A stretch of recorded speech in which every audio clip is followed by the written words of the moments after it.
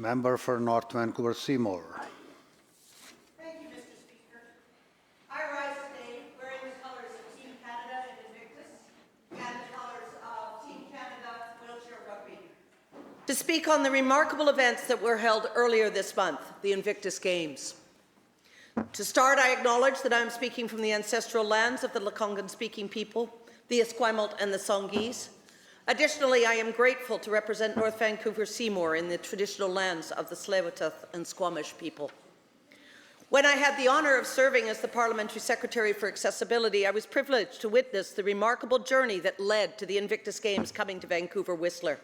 From the very beginning, it was clear that this event would be an extraordinary celebration of resilience, courage, and unity. It started with the historic announcement that the 4 host First Nations, Lil'wat, Squamish, Tsleil-Waututh, and Musqueam, would play a central role in welcoming the Games. Their leadership and cultural influence were integral in shaping the event.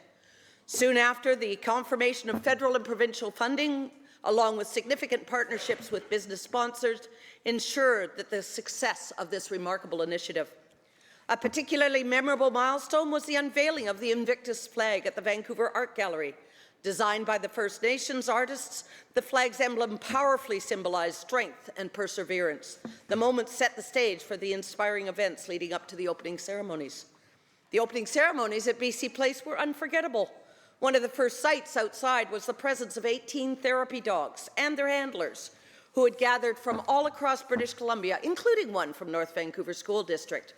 These dogs provided emotional support to athletes, their families and friends, easing the intensity of competition and fostering an atmosphere of comfort and encouragement.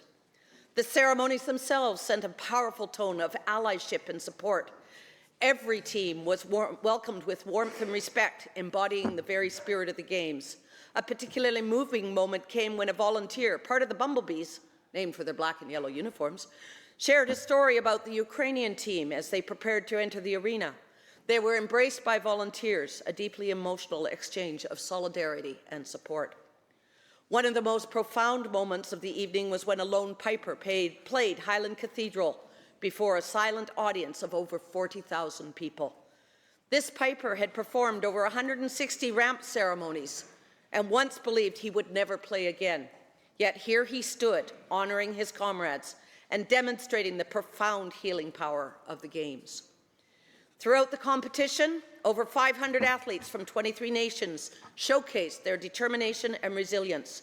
These wounded and ill service members and veterans competed in an impressive range of sports, including wheelchair rugby and basketball, seated volleyball, fixed position rowing at the Vancouver Convention Centre.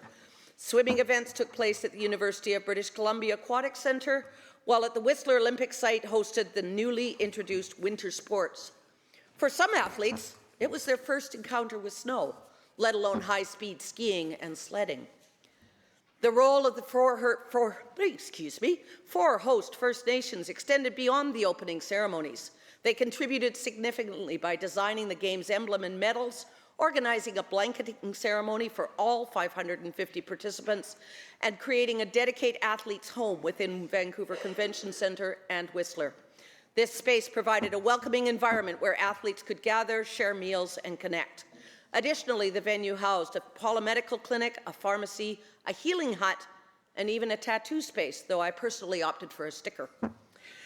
What set these Games apart was the deep camaraderie and mutual respect among participants and supporters.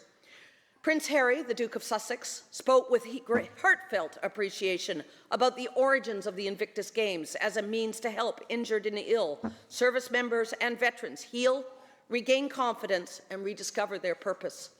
Lord Charles Allen, chairman of the Games, displayed unwavering enthusiasm, engaging with participants and supporters alike.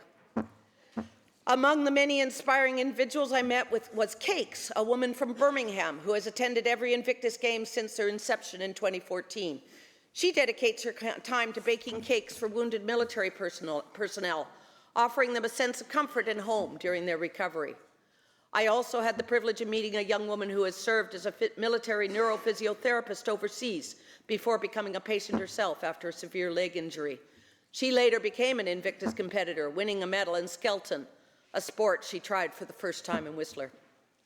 The legacy of the Invictus Games will endure, continuing to inspire and uplift those who have served. This event stands as a powerful testament to resilience, unity, and the transformative power of sport, reminding all of us that the strength that comes from perseverance, community, and commitment to the journey of healing. Thank you, Mr. Speaker. Thank you, Member.